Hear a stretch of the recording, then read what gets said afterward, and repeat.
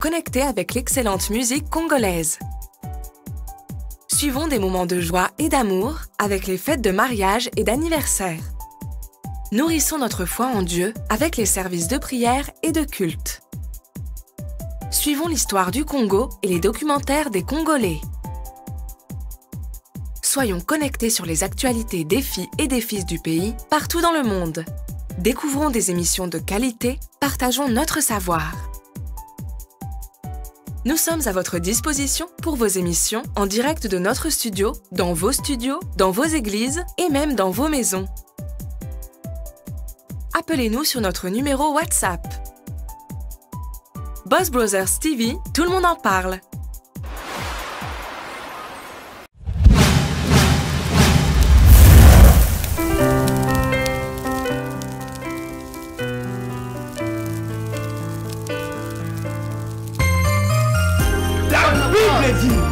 Partout où cette eau coulait, il y avait l'impact.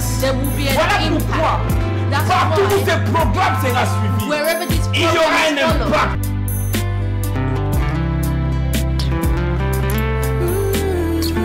Parce que ma camarade Nzambe est singulier pour expliquer à vous bana Nzambe va pas.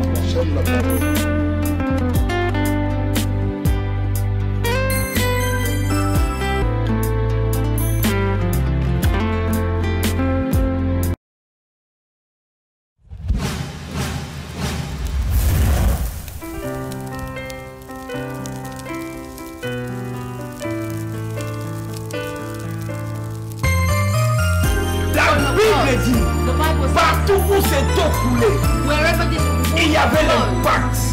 Voilà pourquoi, partout où ce programme sera suivi, il y aura un impact.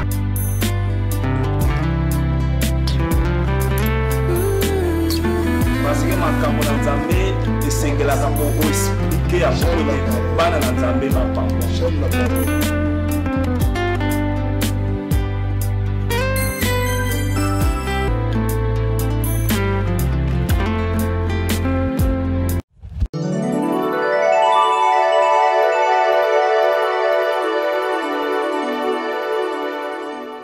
Shalom peuple de Dieu, je suis le pasteur Doudou Matadi de l'église Kingdom of God Ensemble. Nous venons pour vous annoncer la bonne nouvelle que nous prêchons chaque samedi de 20h à 21h sur The Boss Brother TV. Donc chaque samedi nous sommes là avec l'émission Kingdom Impact. Kingdom Impact chaque samedi de 20h à 21h. Amen. Et nous croyons qu'aujourd'hui encore le Seigneur va nous faire du bien. Nous avons vu de grandes choses être faites. Mais j'aimerais te dire, bien-aimé, que ton salut... Vous pouvez nous suivre à Kinshasa, à Brazzaville. Et pour ceux-là qui ont Sepela TV, le box Sepela TV, nous sommes sur le canal 121 chaque samedi de 20h à 21h pour 1 heure d'impact avec l'émission Kingdom Impact. Que le nom du Seigneur soit béni. Amen.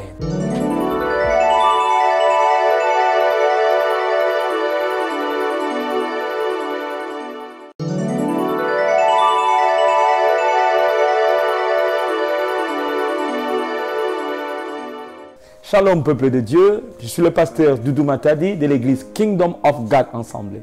Nous venons pour vous annoncer la bonne nouvelle que nous prêchons chaque samedi de 20h à 21h sur The Boss Brother TV. Donc chaque samedi nous sommes là avec l'émission Kingdom Impact. Kingdom Impact chaque samedi de 20h à 21h. Amen.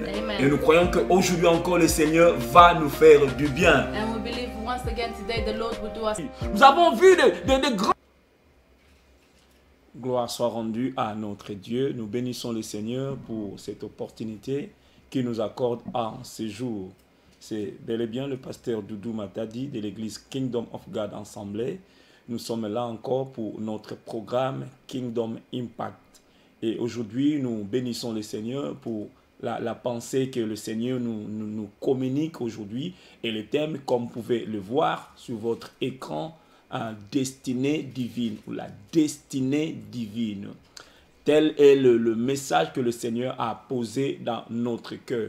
Et nous croyons que le Seigneur va nous faire du bien. Nous croyons que quelqu'un, quelque part, sera béni par ce message. Nous croyons que ce message est pour vous qui nous regardez et nous croyons que le Seigneur est présent et il va agir en ce moment. Et sans plus tarder, j'aimerais nous inviter à lire, si vous avez une Bible avec vous, vous pouvez lire avec moi un Proverbe chapitre 16e, le verset 4, et nous lirons aussi Psaume 31, le verset 16e. Proverbe chapitre 16, le verset 4. Proverbe chapitre 16, le verset 4, la Bible nous dit ceci. L'Éternel a tout fait pour un but, même le méchant pour le jour du malheur. L'Éternel a tout fait pour un but. Donc, tout ce que Dieu a fait, Dieu n'a rien fait pour rien. Dieu a tout ce qu'il a fait, il a fait avec un objectif, avec un but.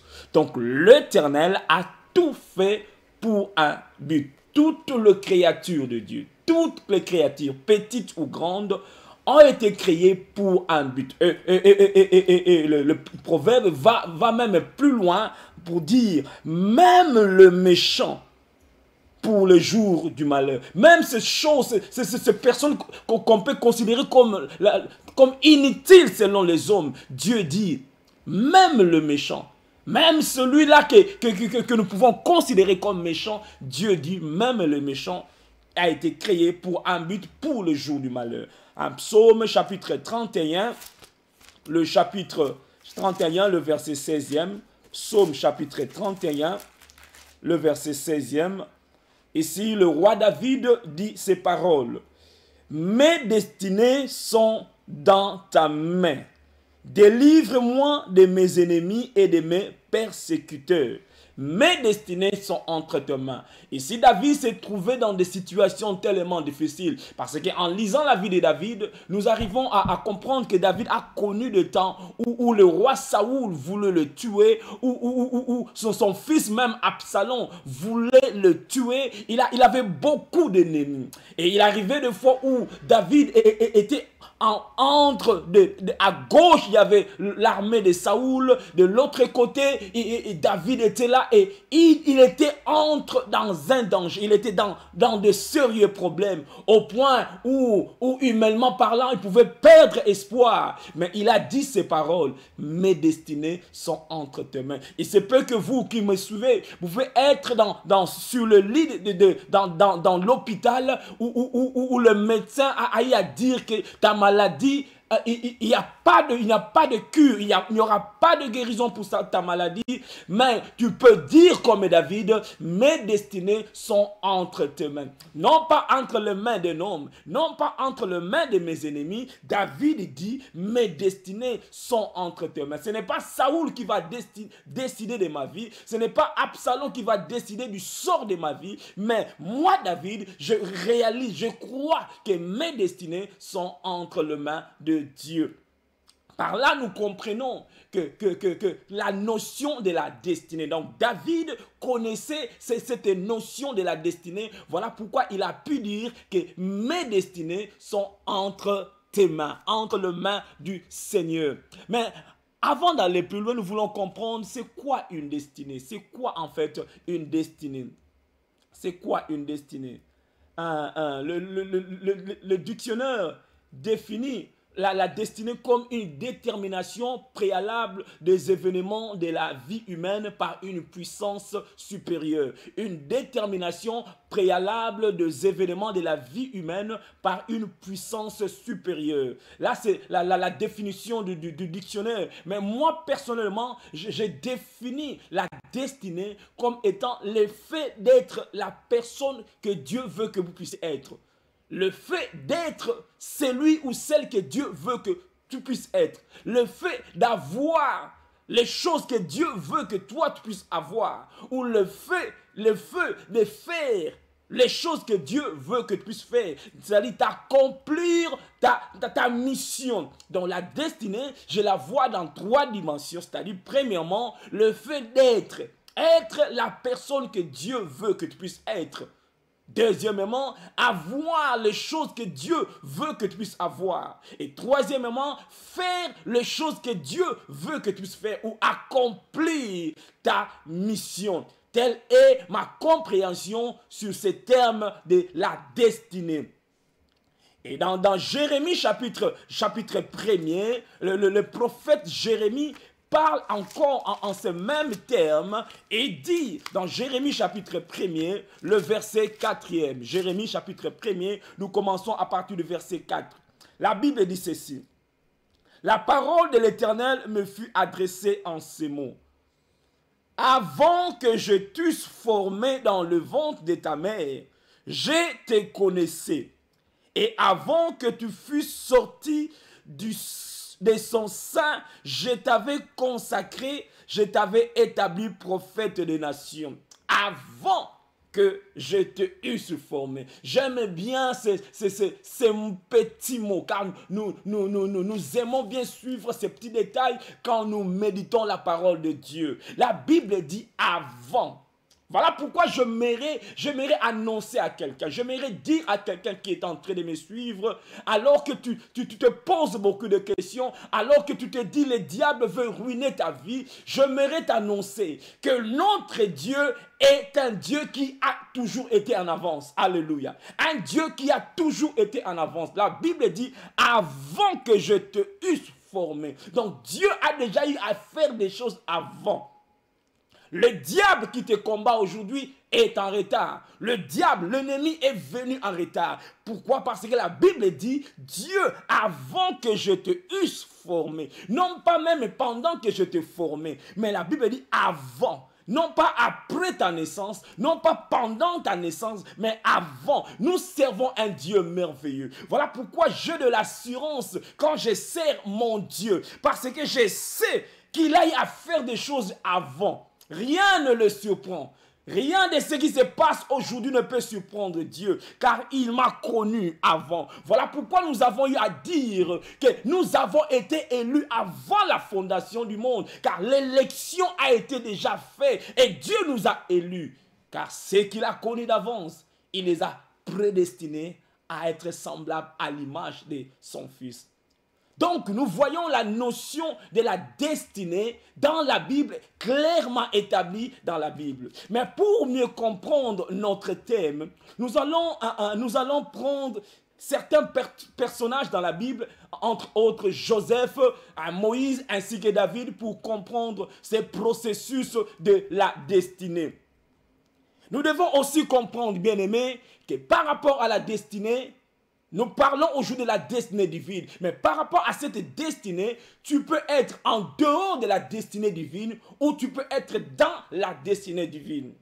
L'apôtre Paul, par exemple, avant de rencontrer le Seigneur, avant de l'expérience qu'il a connue sur le chemin de Damas, l'apôtre Paul, qui était un pharisien, l'apôtre Paul était en dehors de la destinée divine. Il était en dehors de la destinée divine. Et un jour, quand il a rencontré le Seigneur, quand le Seigneur l'a rencontré, Paul est entré dans la destinée divine. Et il a pu dire dans Philippiens chapitre 3, nous pouvons lire les langages de cette personne qui est dans la destinée divine. Qu'est-ce que Paul dit? Philippiens chapitre 3, Paul dit ces paroles. Nous commençons au verset 5e. Moi, circoncis le 7e jour, de la race d'Israël, de la tribu de Benjamin, hébreu, né d'hébreu, quant à la loi, pharisien, quant au zèle, persécuteur de l'Église, irréprochable à l'égard de la justice de la loi. Mais ces choses qui étaient pour moi des gains, je les ai regardées comme une perte à cause de Christ. Donc avant, Paul était en dehors de la destinée divine. Peut-être en ce moment, alors que quelqu'un est en train de me suivre, tu pars à l'église, mais tu n'es pas sûr par rapport à ta position si tu es réellement dans la destinée divine. Et quand Paul a fait cette expérience sur le chemin de Damas, il a rencontré le Seigneur. Et le Seigneur l'a fait introduire dans la destinée divine. Alléluia. Voilà pourquoi la Bible parle en Christ.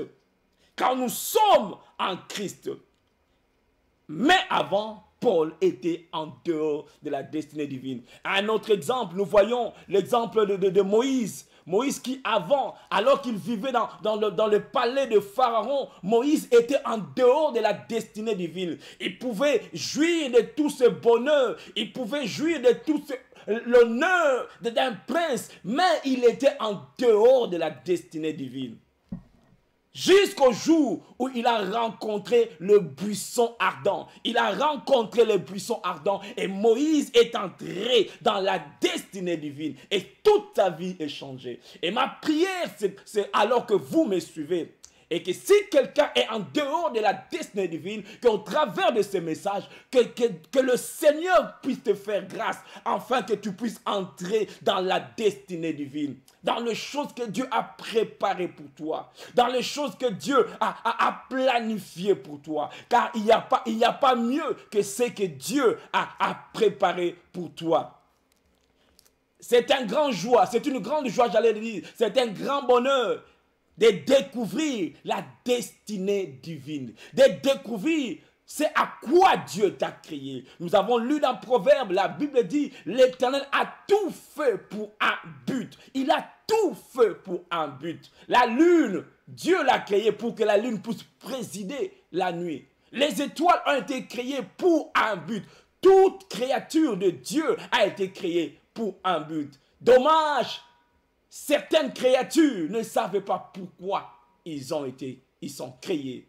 Et c'est l'humanité, c'est l'homme, c'est la femme. Certains hommes, certaines femmes ne réalisaient pas pourquoi Dieu les a créés. Et comme je venais de le dire, le plus grand bonheur, c'est de découvrir le pourquoi. Pourquoi je suis sur cette terre? Pourquoi Dieu m'a créé? Et l'histoire de Joseph va nous aider à comprendre ce processus de la destinée. Ce processus de la destinée. Alléluia. Joseph, son nom a une double signification. Car pour comprendre la destinée prophétique de Joseph, nous partons par la signification même de son nom. Le nom de Joseph, comme je venais de dire, a une double signification. Vous savez, dans le temps ancien, les gens ne donnaient pas les noms comme aujourd'hui. Les noms étaient donnés par rapport à une expérience que les parents peut-être ont vécue, à un événement qui s'est passé, par rapport à un désir que les parents, à une ambition que les parents veulent. Ils donnaient le nom par rapport à ces choses-là. Seulement aujourd'hui où les gens donnent le nom n'importe comment. Et des fois je trouve ça vraiment très marrant. Et étant congolais, de voir comment est-ce que nos compatriotes, des fois, ils donnent le nom aux enfants. Vraiment, je me dis, comme dit le congolais, botama congolais, certains noms, on prend le nom de papa, on mélange avec le nom de maman, et puis ça donne un mélange. C'est merveilleux. Je me dis, si je n'étais pas né congolais, je ne sais pas si si j'allais naître dans quel pays, si je pouvais être de quelle nationalité. Je bénis Dieu pour m'avoir créé congolais. Alléluia. Mais dans les temps anciens, il ne donnait pas le nom n'importe comment. Et le nom de Joseph, c'est sa mère, si je peux dire, a donné le nom à Joseph. Nous voyons cela dans Genèse chapitre 30, quand Joseph était né. Nous parlons donc de la destinée divine et l'histoire de Joseph nous aide à comprendre le processus de la destinée. Et cette histoire va aussi t'aider à comprendre le processus de la destinée, afin que tu puisses comprendre pourquoi Dieu t'a créé. Pourquoi? Pour quel but Dieu t'a créé? Pourquoi tu es dans ces pays? Pourquoi tu es né dans la famille dans laquelle tu es né? Genèse chapitre 30, le verset 23. Nous savons l'histoire. Rachel, la mère de Joseph, avait du mal à concevoir. Elle ne pouvait pas avoir d'enfant. Et Dieu s'est souvenu d'elle et lui a donné son premier fils. Et la Bible dit dans Genèse chapitre 30, à partir du verset 23, elle devint enceinte. Et elle enfanta un fils et elle dit, Dieu a enlevé mon opprobre. Dans ma Bible, j'ai souligné enlevé. Dieu a enlevé mon opprobre. Et il donna le nom de Joseph en disant, l'Éternel m'ajoute un autre fils. Donc j'ai souligné le verbe enlever et le verbe ajouter. Donc ces deux verbes sont capitaux. Car le nom de Joseph, comme je venais de le dire, a une double signification. Le nom de Joseph signifie à la fois enlever et ajouter. C'est un nom prophétique qui signifie à la fois enlever et ajouter. Et quand Joseph était né, sa mère Rachel a dit, le Dieu Elohim m'a enlevé mon opprobre. Il y a quelque chose qui a été ôté en moi. Et il ajoute, l'Éternel Yahweh a ajouté un autre fils. Oh mon Dieu, mon roi, alléluia. Nous servons un Dieu merveilleux, l'auteur de notre destinée. Et dans la vie de Joseph, en étudiant la vie de Joseph, vous allez remarquer ces deux verbes être conjugués. Ces deux verbes être conjugués. Donc, il y a des choses que Dieu a enlevées dans Joseph et il y a des choses que Dieu a ajoutées dans la vie de Joseph. Donc, la destinée de Joseph tournait tout autour de la signification, de cette double signification de son nom. Et j'aimerais dire à quelqu'un qui me suit, vous qui me suivez, vous qui avez une destinée prophétique, j'aimerais vous dire que votre destinée tournera autour de ces deux dimensions, c'est-à-dire enlever et ajouter. Pour marcher dans votre destinée, il y aura des choses que Dieu va enlever, les choses que Dieu va ôter, et il y aura des choses que Dieu va ajouter. Dieu va ajouter. Et dans la vie de Joseph, nous voyons cette expérience-là. Il y a des choses que Dieu a enlevées. Premièrement, dans sa vie, en étudiant la vie de Joseph, vous allez remarquer avec moi que Joseph a eu à perdre sa mère Rachel alors que Joseph était très jeune. Déjà, Dieu a eu à enlever. Et Dieu souvent, il enlève des choses auxquelles nous sommes tellement attachés. Sa mère était morte. Et la Bible dit même, sa mère était morte alors qu'elle était en train d'enfanter Benjamin, son frère, son petit frère, le frère cadet. Donc, la mère est ôtée. Peut-être alors que vous êtes en train de me suivre, vous venez de perdre un membre de la famille, quelqu'un qui vous est très cher. Vous êtes en train de pleurer et c'est tellement douloureux. Mais laissez-moi nous dire que le processus de notre destinée est en train de continuer. Malgré que Dieu peut permettre que certaines personnes puissent nous quitter, malgré que Dieu peut permettre que certaines choses puissent être ôtées de notre vie, Dieu n'a pas arrêté son projet pour ta vie. Alléluia. La maman de Joseph était morte. Non pas seulement que la maman était ôtée. En étudiant la vie de Joseph, vous allez voir qu'il y a des choses qu'on a ôtées dans la vie de Joseph. La Bible dit que son père Jacob aimait Joseph et il lui avait fait une tunique à plusieurs couleurs. Et un jour, alors que son père avait envoyé Joseph vers ses frères l'ont vu et ils ont dépouillé, ils l'ont dépouillé de sa tunique de plusieurs couleurs. Ils ont donc enlevé des choses.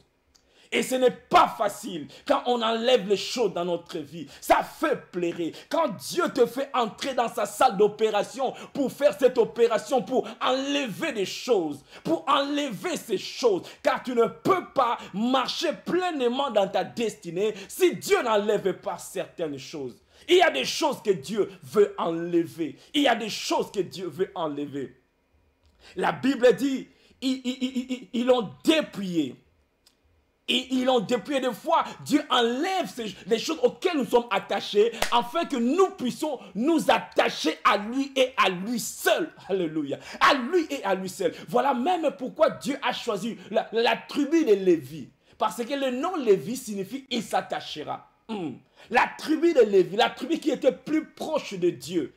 La tribu qui travaillait dans le sanctuaire. Car ce n'est pas n'importe qui peut travailler dans le sanctuaire. Tu ne peux pas travailler dans le sanctuaire si tu n'es pas attaché au Dieu du sanctuaire. Tu ne peux pas travailler si tu es toujours attaché au monde, si tu es toujours attaché aux choses de ce monde. Il faut se détacher pour s'attacher. Et Lévi s'attacha. Comme je venais de dire, Joseph a donc eu à perdre sa mère. On a ôté. Et non pas seulement sa mère. Genèse chapitre 37, le verset 33, verset 23 plutôt. La Bible dit, il est dépouillé de sa tunique, de la tunique de plusieurs couleurs qu'il avait sur lui. Donc on a ôté. Genèse verset chapitre 39, le verset 12 à 13. La Bible dit, quand Joseph était dans la maison de Potiphar, la femme de Potiphar lui a fait des avances, Joseph a refusé. Et quand Joseph était en train de s'enfuir, la femme elle a tenu le vêtement de Joseph. Et le vêtement de Joseph était resté entre les mains de cette femme. Donc, on a encore enlevé quelque chose à Joseph. Quelque chose qui était à lui. Quelque chose qui était attaché à Joseph. Mais Joseph s'est retrouvé sans son vêtement. N'oubliez pas, le nom de Joseph avait une double signification. Il enlève et il ajoute. Et il se peut que pendant ce temps, tu es dans cette saison où des choses sont en train d'être enlevées. Ça te fait mal, tu te demandes, qu'est-ce qui m'arrive? Pourquoi toutes ces choses? Peut-être tu as une destinée prophétique comme Joseph. Alléluia. On a levé. Le vêtement est resté entre les mains de cette femme. La Bible dit, il lui laissa son vêtement. Genèse chapitre 39, le verset 12 à 13. Joseph lui laissa son vêtement. Dans Genèse chapitre 41, le verset 14. Là encore, quand on a annoncé au pharaon qu'il y a quelqu'un dans la prison du nom de Joseph qui sait interpréter les rêves, on a fait appel à Joseph. Et la Bible dit, Joseph, il se rasa et changea de vêtements. C'est-à-dire, il a enlevé les vêtements qu'il portait dans la prison pour porter un autre vêtement. Donc, il y a ce verbe-là, ôter, enlever, qui est en train d'être conjugué. Je ne sais pas ce qui se passe dans ta vie. Peut-être il y a des choses qui on est en train d'enlever, on est en train d'ôter, ça te fait mal. Mais je veux te rassurer que la main de Dieu est en train de travailler, car il est le divin potier. C'est lui qui est en train de travailler dans la vie de ceux-là qui sont appelés. Car la Bible dit dans Romains chapitre 8, car ceux qu'il a connus d'avance, comme Jérémie, Dieu a dit, avant que je te eusse formé dans le sein de ta mère, je t'avais connu. Et la Bible dit, dans Romains chapitre 8, le verset 29, car ceux qu'il a connus d'avance, non pas tout le monde, la Bible dit, c'est une catégorie de gens, ceux qu'il a connus d'avance. Il les a aussi prédestinés à être semblables à l'image de son Fils. Ceux qu'il a connus d'avance. Le verset 28 du même chapitre. Nous savons du reste que toutes choses concourent au bien de ceux qui sont appelés selon son dessein. Alléluia. Et le mot dessein est lié au mot destiné. Tout concourt au bien de ceux-là qui sont appelés, au bien de ceux-là qui ont la destinée prophétique comme Joseph. Et je suis tellement sûr que quelqu'un qui suit cette vidéo a aussi une destinée prophétique comme Joseph. Et quand tu as cette destinée-là, attends-toi à voir des choses être ôtées. Attends-toi à perdre le vêtement. Attends-toi à perdre quelque chose auquel tu étais attaché. Parce que Dieu ne pourra jamais t'utiliser aussi longtemps que tu as toujours ces choses-là. Parce que Dieu a quelque chose d'autre à te donner. Et avant que Dieu puisse ajouter, Dieu d'abord enlève. Dieu d'abord enlève. Dieu d'abord enlève. Dieu d'abord sépare. Mêmement, pour que Ève puisse se manifester, Dieu devait enlever quelque chose. La Bible dit, il fit endormir Adam et il ôta une côte pour faire Ève. Quand Dieu te fait entrer dans cette salle d'opération, oh gloire à Dieu, Pour Adam, Dieu l'a frappé d'un sommeil. Dieu lui a donné l'anesthésie. Afin que tu ne puisses pas voir les choses que Dieu était en train de faire. Dieu ôte pour te faire entrer dans la destinée. Et comme je vous l'ai dit, ce n'est pas facile, c'est très douloureux. Sûrement Joseph a eu à pleurer. Comment est-ce que mes propres frères, j'ai eu à pleurer ma mère. Ma mère Rachel est morte. J'ai eu à pleurer ma mère. Aujourd'hui, mes propres frères me font ça. Ils me ôtent. Ils enlèvent ma tunique. J'ai eu à perdre ma tunique. Ma tunique que j'aimais beaucoup. J'ai eu à perdre ça. Et non pas seulement cette tunique.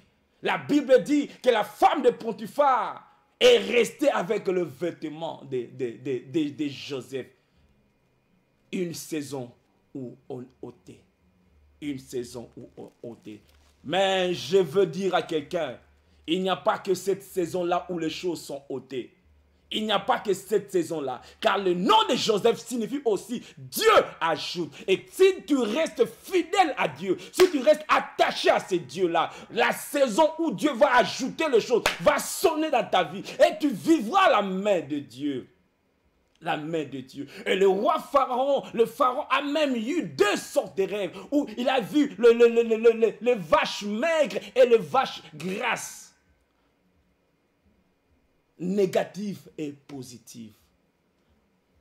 Enlever et ajouter. Dans la destinée divine, dans ce processus de la destinée divine, toute personne qui a une destinée prophétique, toute personne qui entre dans la destinée divine doit s'entendre à vivre ces choses ôtées.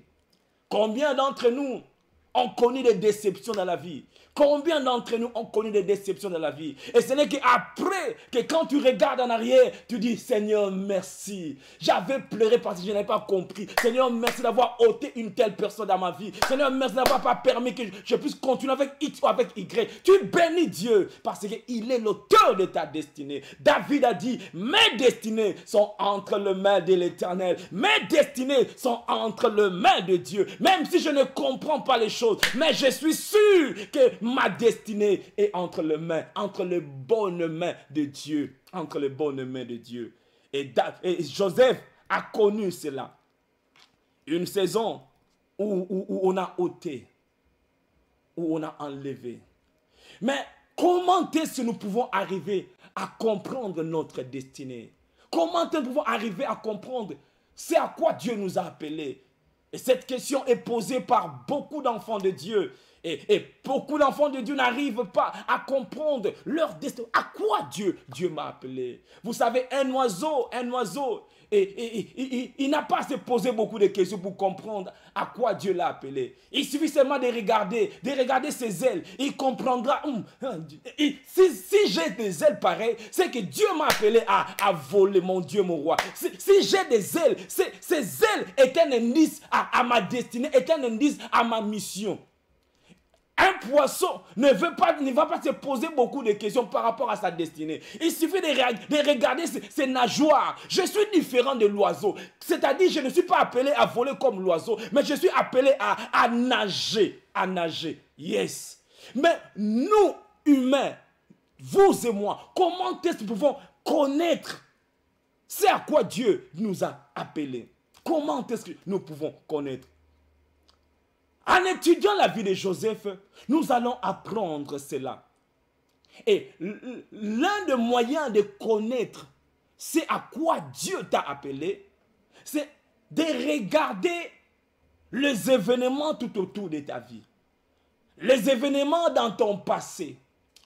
Les choses qui se sont passées dans ton passé, permettez-moi cette tautologie, peut t'indiquer c'est à quoi Dieu t'a appelé. Comment est-ce que toi tu es sorti vivant là où tout le monde était mort? Ça te dit rien. Ça te dit rien. Comment est-ce que toi tu es resté la seule personne? Dans ta famille, on a eu à manger tout le monde. Mais toi, on n'a pas pu te manger. Pourquoi? Parce que Dieu a un but. Dieu a un but. La Bible dit, l'Éternel a fait tout pour un but. Tout pour un but. Joseph pouvait seulement regarder. Pourquoi mes frères me haïssent tant? Cette haine, premièrement, nous devons connaître c'est à quoi nous sommes appelés par rapport aux rêves de Joseph. Joseph, analyse tes rêves. Ce n'est pas tout le monde qui a les rêves que toi tu as. Ce n'est pas tout le monde qui reçoit les inspirations que toi tu as. Ce n'est pas tout le monde qui a des idées que toi tu as. Dieu te les donne parce que ces rêves étaient une sémence à ta destinée. C'était un signe. Un signe. Dieu t'attire pour que tu puisses tes rêves, être conscient que ces rêves, c'est un signe à ma destinée. C'est un message par rapport à ma destinée. Joseph, Dieu lui a donné le rêve. Non pas seulement les rêves. Joseph avait ces manteaux-là. Ces manteaux-là. Ce n'est pas tout le monde n'avait pas ces manteaux. Ces manteaux-là qui a créé la jalousie. Ces manteaux-là à plusieurs couleurs. Comme je l'ai souvent dit, notre pays, le Congo, est tellement riche, semblable à ces manteaux que Joseph a. Oui, le Congo a ces manteaux à plusieurs couleurs. Qu'est-ce qu'on ne trouve pas au Congo? Quelle richesse on ne trouve pas au Congo? Il y a tout. Voilà pourquoi, comme Joseph, il y a cette haine à cause des choses que Joseph avait. Donc, les choses que toi tu as devaient t'indiquer ta destinée.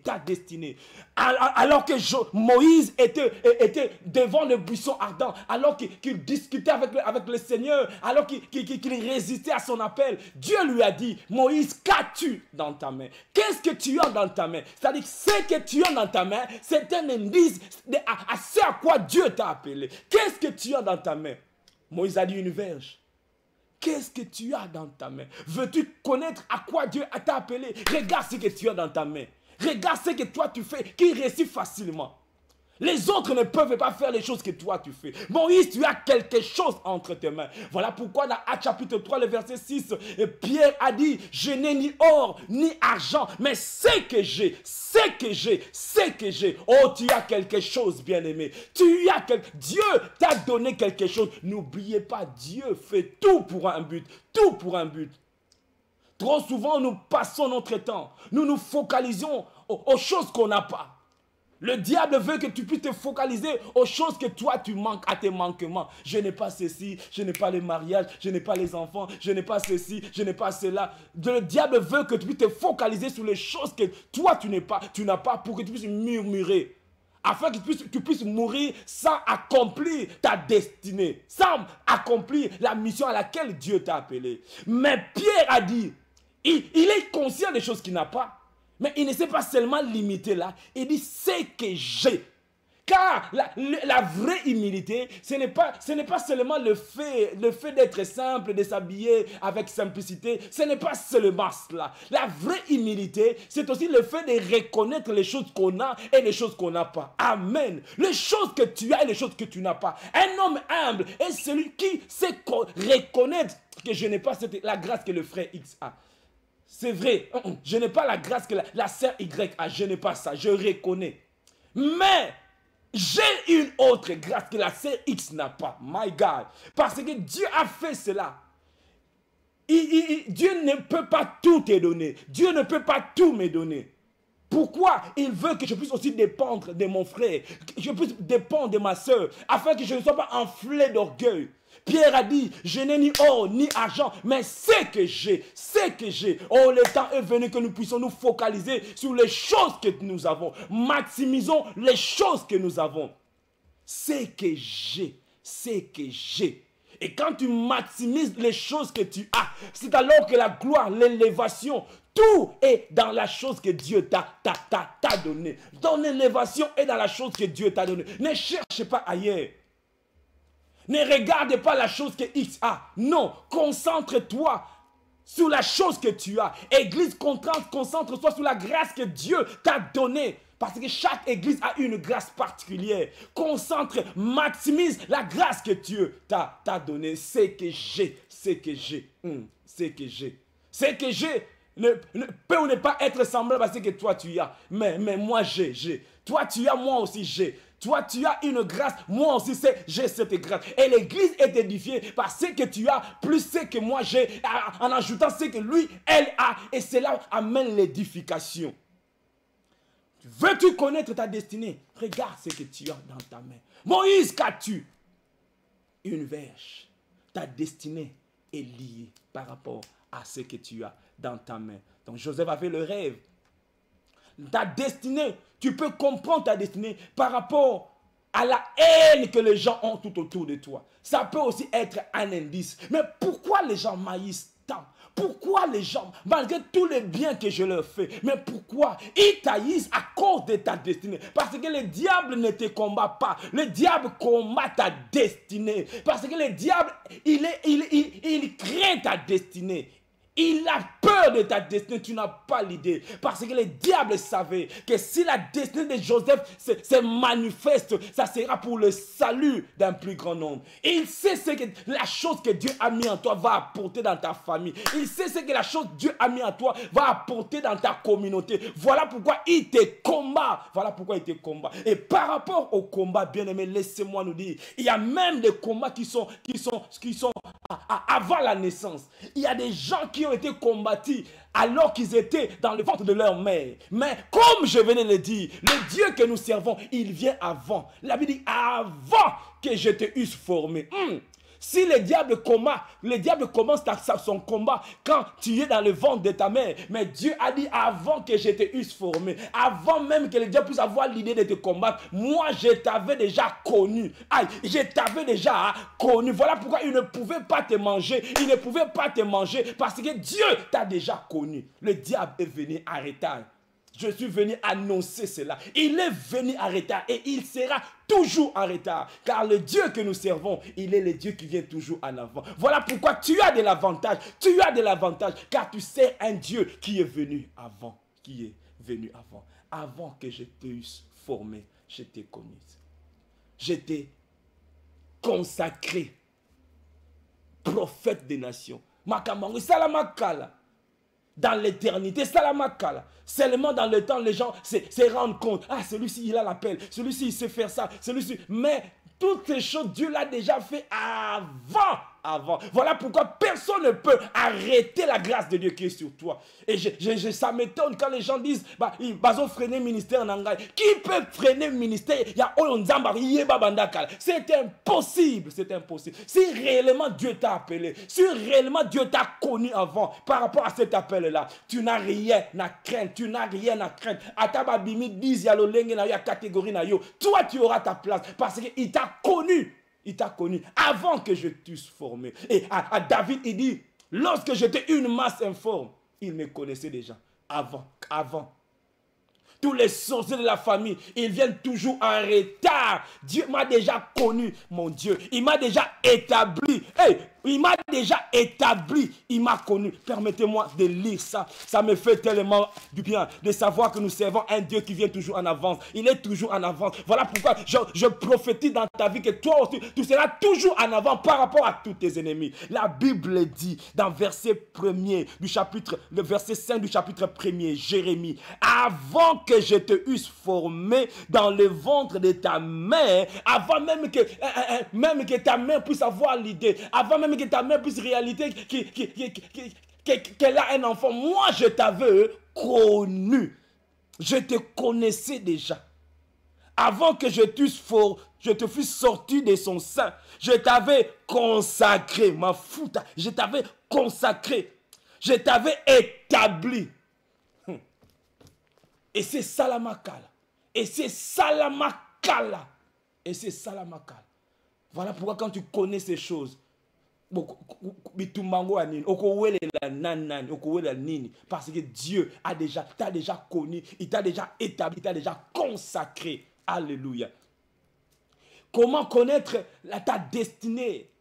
Je venais de dire, au-delà, il y a aussi la voix prophétique. Dieu peut parler au travers d'un homme de Dieu. Tu peux recevoir une prophétie. Dieu peut te parler en rêve. Dieu te parler par une voix audible. Mais nous basons par rapport à la vie de Joseph pour tirer les leçons de la destinée divine. Nous avons parlé de rêves de Joseph. Donc nous devons faire attention, considérer les rêves que nous recevons. Souvenez-vous du message que nous avons prêché sur le mystère des rêves. Vous pouvez encore voir ça, c'est toujours sur YouTube. Donc, par rapport au manteau, le manteau représente les choses que toi tu as, les choses qui te distinguent des autres personnes, les choses que toi tu as. Donc, cette langage facile-là, cette facilité d'attirer les gens, cette facilité de parler, de communiquer. Donc, Dieu met des talents en toi pour sonner l'alarme, pour t'attirer, pour te réveiller par rapport à ta destinée, afin de focaliser tes yeux sur les choses que Dieu a mis en toi.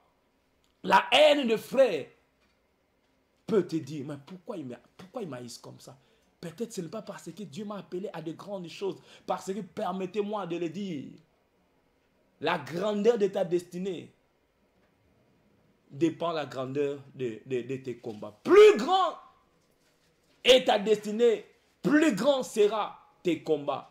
Plus grand est ta destinée, plus grand sera tes combats, plus grands seront tes ennemis. Tous tes ennemis, ils sont là pour à cause de ta destinée. Voilà pourquoi après ce message, je mérite que tu puisses avoir une nouvelle lecture de ta vie. Une nouvelle lecture de ta vie. Quand tu vois tous ces combats arriver dans ta vie, dis-toi, c'est parce que j'ai une grande destinée. À cause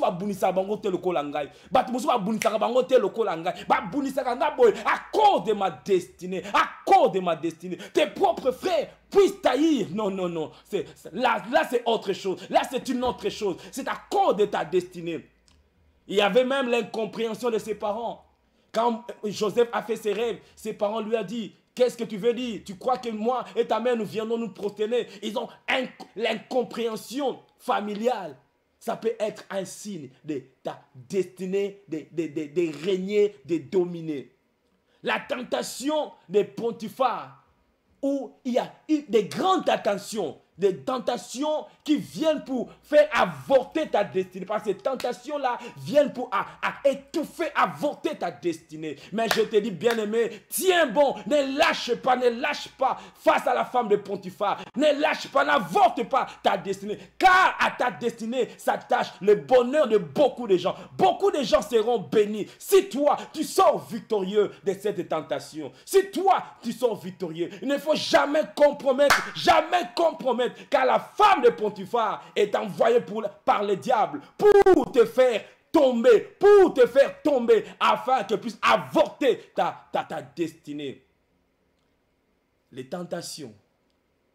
Et trop souvent, quand ça devient très fort, c'est que tu es à quelque part de la gloire. Tu es à quelque part de la gloire. Tiens bon, mon frère. Tiens bon, même dans ton travail, même dans ton école, même partout où tu peux être. La femme de Potiphar peut être là. Mais tiens bon. Signe de la destinée. Car certaines tentations n'arrivent qu'à des grandes personnes ayant une grande destinée. La fausse accusation. Souvenez-vous, la femme de Potiphar l'a faussement accusée. Pandina Facebook, au Saliango, tu n'as même pas fait ça. Mais quand toutes ces choses t'arrivent, quelque part, estime-toi heureux. Estime-toi heureux. Dis-toi, Dieu m'a appelé à de grandes choses. Dieu m'a appelé à de grandes choses. Quand tu traverses la vallée de l'ombre de la mort, c'est qu'après la vallée de l'ombre de la mort, il y a une table. Il y a une table qu'il a dressée. Il y a une table qui est dressée pour toi. Tiens bon. Alléluia. Un autre point, c'est la position que Joseph occupait dans la maison de Potiphar. La position qu'il occupait dans la prison. Pourquoi? Du coup, dans la maison de Potiphar, on te nomme chef. Dans la prison, on te nomme chef. Tu as toujours de l'influence. Tu sais que toi, tu dis, les gens écoutent ça. Ils les considèrent ça par rapport à d'autres personnes. Pourquoi seulement quand toi, tu parles, les gens prêtent l'oreille? Pourquoi seulement quand toi, tu fais la chose? C'est toujours différent. C'est un signe. C'est un signe. Alléluia. Et des fois, nous devons nous poser cette question. Mais pourquoi ça? Quand certains événements arrivent dans notre vie, ce n'est pas mal de se poser la question, pourquoi ça? Pourquoi ça arrive à moi? Peut-être c'est un signe. Peut-être Dieu veut te réveiller par rapport à ta destinée. Et il y a certaines personnes qui ont connu des événements très douloureux. Et derrière ces événements, c'est caché leur destinée. Il y a des événements que nous regrettons, qu'on peut regretter aujourd'hui, que quelqu'un a été... on a tué ses parents, on a tué sa mère, son père, et il est resté orpheline. Du coup, cette sens de pouvoir soutenir les orphelins nés dans son cœur. Dieu a fait naître cela par rapport aux événements qu'il a connus. D'autres personnes, il a connu un accident. Du coup, un désir né dans son cœur de veiller à ce qu'on puisse respecter le code de la route. C'est un désir qui est né au travers d'un événement. Un événement peut être douloureux ou un événement heureux. Ça peut faire naître en toi l'essence de ta destinée. Ça peut être un indice qui peut activer le sens de la destinée dans ta vie. Alléluia. Il y a des événements. Et la Bible parle de Rebecca, la femme d'Isaac qui avait du mal à enfanter. Et un jour, son mari a prié pour elle. Elle a eu un enfant. Et alors qu'elle avait un enfant, elle avait mal au ventre. Nous voyons cela dans Genèse chapitre 25 à partir du verset 21. Genèse chapitre 25 à partir du verset 21. Isaac implora l'Éternel pour sa femme car elle était stérile et l'Éternel l'exauça. Rebecca, sa femme, devint enceinte. Les enfants se heurtaient dans son sein et elle dit, si il en est ainsi, pourquoi suis-je enceinte? Elle alla consulter l'Éternel. Et l'Éternel lui dit, 2 nations sont dans ton ventre et 2 peuples se sépareront aux sorties de tes entrailles. L'un de ce peuple sera plus fort que l'autre. Le plus grand sera assujetti au plus petit. Donc, le combat dans la vie, des fois, peut être un signe de la destinée. Donc, Rebecca, il avait mal. Elle est partie faire l'échographie. Alléluia. L'échographie divine. Parce que toutes les choses que les sciences découvrent aujourd'hui, nous les trouvons dans la Bible. Dans la Bible, il y a tout. Il y a tout. Et l'échographiste divin, Dieu lui-même était l'échographiste. Rebecca est entrée. Elle a fait l'échographie. Et Dieu a regardé, a dit, il y a 2 nations. Il y a 2 nations dans ton ventre. Il y a un combat dans ton ventre. Il y a 2 nations dans ton ventre. Des événements, des combats peuvent nous indiquer la destinée. On peut comprendre c'est à quoi nous sommes appelés par rapport aux événements que nous connaissons dans la vie.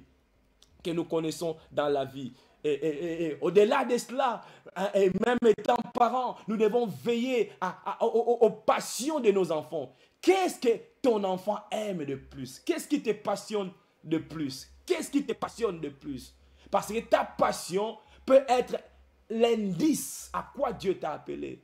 Aujourd'hui, je ne sais pas, notre communauté, nous avons maintenant tendance à envoyer tous les enfants au football. Même si l'enfant n'a pas cette passion-là, on l'envoie au football. Bien aimé, la destinée, c'est quelque chose de tellement important. Il ne faut pas diriger l'enfant là où Dieu ne l'a pas prévu, n'a pas prévu cela. Connaître la passion, ta passion. Qu'est-ce qui te passionne de plus? Jésus-Christ a dit, les ailes de ta maison dévorent mon cœur. Les ailes de ta maison. Jésus avait la passion de la maison. Voilà pourquoi il a chassé les vendeurs qui vendaient au temple. Parce qu'il avait la passion. Tu peux savoir c'est à quoi Dieu t'a appelé. Regarde la passion qui bouillonne dans ton cœur. Regarde, quelle est la chose qui t'énerve de plus? Qu'est-ce qui t'énerve? Qu'est-ce que tu ne peux pas, tu n'arrives pas à supporter? La Bible parle de Exode chapitre 2, le verset 11 au verset 14e, qu'un jour Moïse a vu qu'on était en train de maltraiter, un Égyptien maltraitait un Hébreu. Et Moïse, ça l'a énervé. Et il est parti, il a intervenu. Ça, c'était la destinée qui bouillonnait dans son cœur. Il y a des choses, quand tu regardes, tu n'arrives pas, tu n'arrives même pas à dormir. Tu regardes à la télévision, tu regardes ce qui se passe au Congo. Des fois, ça te brise le cœur. Tu regardes ces enfants de la rue, tu regardes toutes ces prostituées, ça te fait pleurer. Et une autre personne peut regarder, ça lui fait rien. Mais pourquoi toi, quand tu regardes, ça te fait pleurer? C'est un signe que Dieu t'a appelé à apporter quelque chose, Moïse, il ne pouvait se contenir. Il est allé intervenir. Et un des enfants de Bré a même dit, qui t'a établi juge, qui t'a établi chef. C'est-à-dire, ils ont vu en Moïse cette dimension des juges, des conducteurs, des libérateurs du leader. Il avait ça, il avait ça. Quoique, il a mal dirigé, dirigé ce qu'il sentait dans son cœur. Mais déjà, dans son cœur, il y avait cela. Les choses qui t'énervent, quand tu regardes, tu n'arrives pas à supporter. Tu n'arrives pas à supporter qu'on puisse... Tu n'arrives pas à supporter quand tu vois un orphelin, une orpheline. Ça te fait même pleurer. Peut-être Dieu t'a appelé à construire des orphelinats. Ce sont des signes. Dieu parle tantôt d'une manière, tantôt d'une autre. Tantôt d'une manière. Des fois, quand tu regardes un homme de Dieu pauvre, ça te fait mal. Comment est-ce qu'un homme de Dieu qui apporte la parole de Dieu, comment est-ce qu'il est trop pauvre comme ça? Comment est-ce que... Peut-être Dieu t'a appelé à soutenir les hommes de Dieu. Dieu t'a appelé. Les autres peuvent regarder, ça ne fait rien. La Bible parle de David. Quand Goliath était devant le peuple d'Israël, quand il a insulté l'armée d'Israël, certaines personnes disaient, avez-vous vu avancer cet homme? Ça leur faisait absolument rien ou pas grand-chose. Mais quand David a écouté le même discours que eux ont écouté, mais quand ce discours est arrivé aux oreilles de David, ça bouillonnait dans David. Il a dit, qui est cet incirconcis pour insulter l'armée du Dieu vivant? Les choses qui t'énervent, c'est un signe que Dieu t'a appelé à faire quelque chose par rapport à cela. Par rapport à cela. L'indice des choses à laquelle Dieu t'a appelé. C'est tellement important. La destinée divine, par rapport à ces choses-là, tu peux connaître, tu peux savoir. Tu fais ce que tu ne tolères pas. Moi, je ne tolère pas. Dieu t'a appelé à corriger cela. C'est un signe. D'autres personnes vont trouver ça normal. David a trouvé ça anormal. Comment est-ce qu'un incirconcis peut insulter l'armée du Dieu vivant? Comment est-ce qu'on peut laisser ça? Ne peut pas passer. Pour David, ça ne peut pas passer. C'était ainsi. David est appelé à renverser Goliath. Rentre en toi-même. Tu verras que Dieu a mis des signes. Tu vois, il y a des choses que Dieu a mis en toi pour te faire connaître à quoi Dieu t'a appelé. À quoi Dieu t'a appelé. Quelle est ta destinée sur cette terre? Il a tout. La Bible dit Dieu, l'Éternel ne fait rien pour. Il a tout fait pour un but. Il y a un but. Il t'a créé pour un but. Il t'a créé pour un but. Et sur cette terre, il y a 3 choses que moi je considère capitales que hommes, femmes, nous devons découvrir avant de quitter cette terre. Premièrement, découvrir l'identité de Christ. Nous voyons cela dans Matthieu chapitre 16. Le Seigneur pose la question à ses disciples. Qu'est-ce que les hommes disent que je suis? Les uns disent que tu es Jérémie, Élie, l'un des prophètes. Et le Seigneur se tourne vers eux et dit, et vous, qui dites-vous que je suis? Donc, la première chose à découvrir l'identité de Christ, découvrir ton Créateur, découvrir qui il est. Et Pierre, Simon, fils de Céphas, a dit, tu es le Christ, le Fils du Dieu très haut, le Fils du Dieu vivant. Jésus lui a dit, tu es erré, Simon, fils de Jonas, car ce n'est pas le sang ni la chair qui t'a révélé ces choses. Et moi, je t'ai dit, puisque toi, tu as connu mon identité, puisque toi, tu connais mon identité, maintenant, moi, je vais te révéler ta vraie identité. Parce que tu ne peux pas marcher dans la destinée divine si tu ne connais pas ta vraie identité. Et les choses que Dieu met en nous, c'est pour nous aider à connaître qui nous sommes réellement. Moïse, tu as cette verge-là parce que Dieu t'a créé comme un libérateur. Moïse, tu as cette facilité-là parce que Dieu t'a appelé à être prédicateur. Tu as ces choses-là parce que Dieu t'a appelé à avoir la compassion, à soutenir. Voilà pourquoi même Jésus, avant de guérir, la Bible dit, il fut ému de compassion. Car les émotions et les sentiments que Dieu place à nous peuvent nous indiquer, peuvent nous orienter par rapport aux choses à laquelle Dieu nous a appelés. Nous a appelés. Pierre a connu qui était Christ. Dieu, le Christ, le Fils du Dieu vivant. Et Jésus lui a dit maintenant, la deuxième chose à découvrir, c'est ton identité. Comme tu connais mon identité, tu dois connaître qui tu es. Tu es Pierre. Et moi, je te dis, tu es Pierre. Tu es Pierre. Et troisième chose, découvrir ta mission. La chose pour laquelle Dieu t'a envoyé sur terre. Et le Seigneur dit à Pierre, tu es pierre, sur cette pierre, je bâtirai mon église. Je te donnerai les clés. C'est-à-dire, la mission, ta mission. Trois choses dans ces versets, dans ces chapitres. La connaissance de la personne de Christ, la connaissance de ton identité, Pierre, et la connaissance de ta mission. Avant de partir, avant de quitter, rassure-toi, est-ce que tu connais Christ? Est-ce que tu le connais? Quand je parle connaître, ce n'est pas connaître son nom. Connaître, c'est-à-dire avoir une relation avec Christ. Est-ce que tu connais Christ? Est-ce que tu connais réellement qui tu es?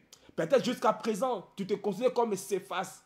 Parce que Christ a dit, Simon, fils de Céphas, tu es heureux.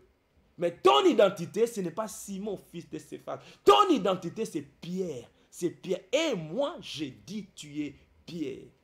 Et le Seigneur continue en disant, je te donnerai les clés. Voilà ta mission. Est-ce que connais-tu pourquoi tu es sur cette terre? Pourquoi Dieu t'a placé sur cette terre? Pourquoi tu as les choses que toi tu as? Pourquoi tu peux faire les choses là que toi tu peux faire? Parce que c'est tellement dangereux si nous tapons à côté. Même en grec, la signification du mot péché signifie aussi manquer le but. To miss a target. Et quand tu es hors de la destinée divine, quand tu es hors de la destinée que Dieu a prévue pour toi, you miss the target. Tu es hors. Mais le Seigneur veut que vous et moi, que nous puissions marcher dans la destinée divine. Et pour y marcher, la première des choses, c'est connaître Christ. Paul a dit, ces choses qui étaient pour moi un gain. Ces choses qui étaient pour moi un gain. Quand j'étais hors de la destinée divine, ces choses étaient pour moi un gain. Parce que le diable est prêt à te donner toute la richesse de ce monde, pourvu que toi, tu sois hors de la destinée de Dieu. Pourvu que toi, tu puisses marcher hors de la destinée. Il est prêt à t'offrir toutes les richesses. Toutes les richesses. Mais Paul a dit, ces choses qui étaient pour moi un gain, je les regarde comme une perte. Car je veux une seule chose, connaître Christ.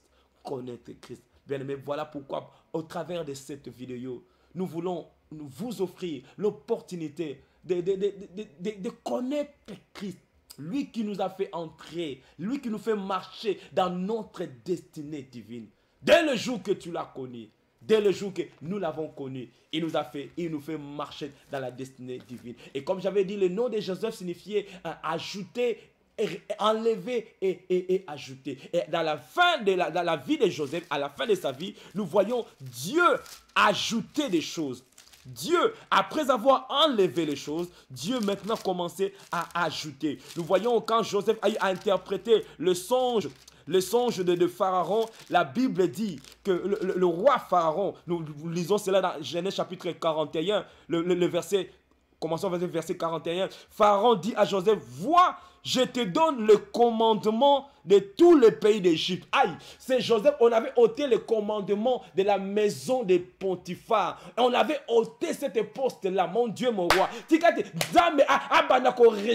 pris que Dieu puisse restaurer les choses que tu as perdues, les postes que tu as perdus. Dieu va te donner une grande poste, une poste plus grande avec un plus grand salaire. Parce qu'il est le Dieu, non pas seulement il enlève, mais il ajoute, il ajoute. Ici maintenant, Joseph était entré dans la saison où Dieu est entré d'ajouter, de multiplier. Voilà pourquoi même l'un des noms de son fils Ephraïm signifie Dieu m'a rendu fécond, mon Dieu, mon roi. Dieu m'a multiplié parce que Dieu m'a ajouté. Oh, j'ai pris que Dieu puisse ajouter dans ta vie, que Dieu puisse multiplier ses faveurs, ses grâces dans ta vie.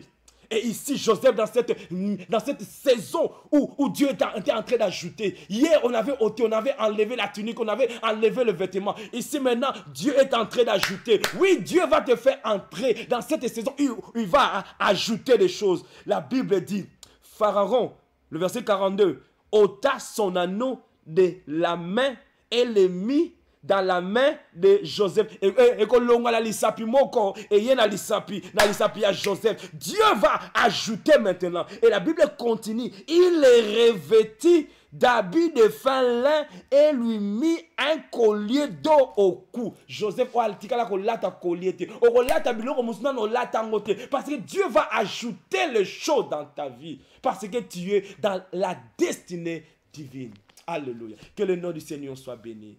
C'est par ces mots que nous allons arrêter. Je prie que si quelqu'un ne connaît pas le Seigneur, tu peux faire cette prière après moi. Père éternel, j'ai écouté ta parole. Je prie que tu puisses entrer dans ma vie afin que tu puisses marcher dans ta destinée. Pardonne mes péchés. Reçois-moi dans ta famille. Fais de moi ton enfant au nom de Jésus. Amen. Amen. Tu as fait cette prière. Tu es un enfant de Dieu et la destinée divine est ta part. Il va ajouter après avoir enlevé les choses qui sont inutiles dans ta vie, les choses qui lui trouve qu'il n'est pas bon que tu puisses avoir. Que le nom du Seigneur soit béni. Nous sommes arrivés à la fin. Nous allons nous retrouver le samedi prochain à la même heure, à la même chaîne de Boss Brother TV. Et que le nom du Seigneur soit béni. C'était le pasteur Doudou Matadi de l'église Kingdom of God Assemblée. Que Dieu vous bénisse. Que Dieu vous bénisse. La destinée divine est votre partage. Amen.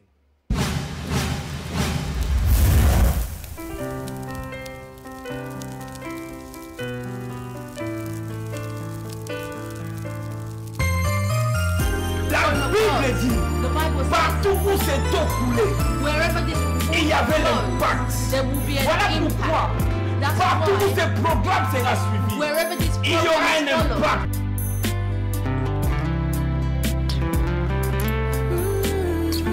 Parce que ma